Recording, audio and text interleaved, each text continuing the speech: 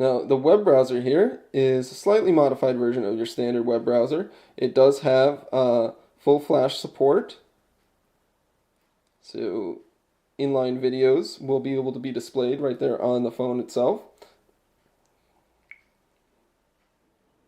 I'm going to load here.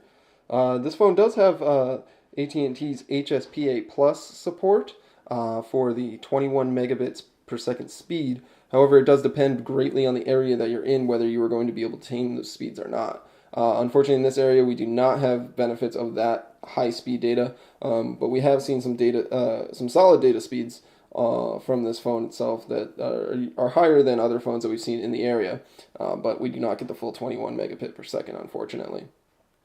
Now that our page is loaded here, you can see pinch to zoom works very well. It's very fast, and it renders the text there quickly and easily. It's very smooth and easy. You can, of course, double tap to zoom, and it will reflow the text to format. And it works in landscape as well to reflow. Over here, we've got some flash content that you can enable to start playing. By default, it is set to on demand, but there we've got a flash ad playing there. And there's a video embedded in the page. Hi, this is Michael Worrell from mobileburn.com, and today I have with me the Samsung. You can also have multiple pages open. If you go to Windows, you can open a new tab. You can switch between the two quickly and easily.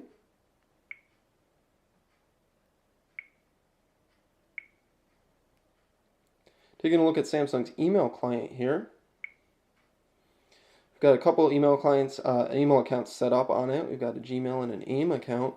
And with the email client here, it's the same one that we've seen on TouchWiz before, but it does offer you the combined inbox. So you can kind of see different accounts all at once, and you can see the different color notifications there. Supports formatted text, so you can get different fonts and colors and such. Pinch to zoom support as well. Zoom in all the way out. No double tap to zoom though in the email client. Also has HTML support, so you can see some HTML content there. And don't forget to like us on Facebook while you're at it. And that's supported in landscape as well. It doesn't have the new email client that we saw on the Galaxy S2 that has the split window pane box, so hopefully that will come with an update because that looked really cool. Also included is the standard Gmail client. It's a standard Gmail client that we've seen on every Android device up to this point. No pinch to zoom, but it does support HTML and supports formatting, and of course all the other great Gmail features that we've come used to. Taking a look at the messaging application here, you've got your messaging app there, and you can got the standard Samsung TouchWiz interface on it with the bubbles and such. The included keyboard is a Samsung keyboard here that is slightly modified. You can enable text replacement and T9 autocorrect, but by default it is disabled. It does support voice search as well. Also pre-installed is the swipe keyboard, and you can switch back to the standard Android keyboard if you'd like. The Samsung keyboard works fairly well though. It's very fast, as long as you can type on the right keys.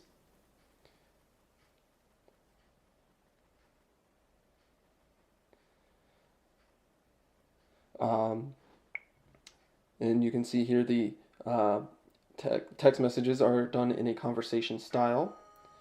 The keyboard here is very easy to type on. That 4.5-inch screen definitely gives you a lot of real estate to move your fingers around. You don't really hit into your fingers too much, and it definitely does not feel cramped in any way whatsoever.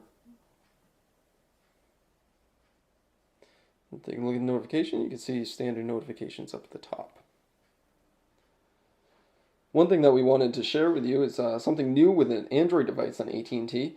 The Samsung INFUSE is the first Android device on AT&T that allows side loading of applications, meaning that you can install applications outside of the Android market. Every other Android phone on AT&T has not had this feature here where you could enable that checkbox to install out-of-market applications. What that means for most users is they will be able to take advantage of the Amazon App Store, which previously AT&T users could not access because they could not install applications out of market. So it's nice to see that AT&T has finally corrected that and enabled the option for users if they would like. Taking a look at the camera, we've got your Samsung TouchWiz camera interface that we've seen many times before. Usually works very well, and we generally like it. Features tap to focus for focusing. You've got your side pane here with different options. You can switch between the front and the rear camera quickly and easily. So there we are on the front camera, which is a 1.3 megapixel model. Back over to the rear camera, we've got 8 megapixels of resolution, and it records video at 720p height HD. And you've got your camera button on the screen here. There's no camera key on this model, so you do have to use the camera button itself. And pressing it like so will snap a picture after focusing. Should you pre-focus, the picture will snap immediately without waiting for the pre-focus to happen. And you can access your gallery right there. You can scroll through your pictures quickly and easily. And of course, you've got pinch to zoom support. And you can easily share the picture or set it as a contact or wallpaper icon. Switching over to video. Set your resolution up as high as you would like, up to 720p. And you can record your video like so. As with most Samsung TouchWiz phones, you've got a pause function in the video, so you can pause a clip without having to separate into two clips. And then you've got your stop button as well that will actually stop the clip.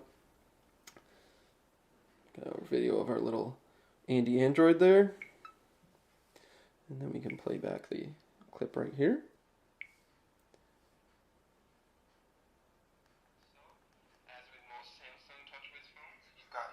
Function in the video, so you can pause a clip without having to separate into two clips. Video looks pretty smooth and the frame rate is good. The audio is good as well once you move your hand away from the speaker on the back.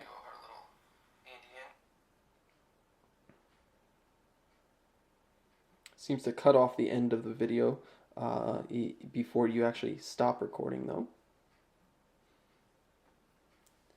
So that's a look at the hardware and software of the brand new Samsung INFUSE 4G. It's got that massive 4.5-inch screen, nearly the star of the show here.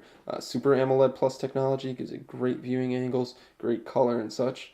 It's a little bit grainy when you look at it close. Most users will probably not notice that though. Otherwise, this phone is very fast and responsive with that 1.2 gigahertz processor. Very enjoyable to use and without any lags.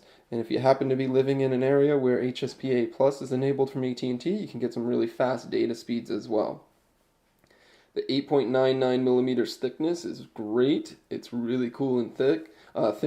Got a slight bulge at the bottom, but otherwise it's very thin. Big phone, but it feels nice in the hand. Doesn't feel as big as you would expect a 4.5-inch phone to be. So this is the Samsung INFUSE 4G coming out soon for AT&T. It's actually going to be released on May 15th for $199. This is Dan Seifert from mobileburn.com. Thanks, guys.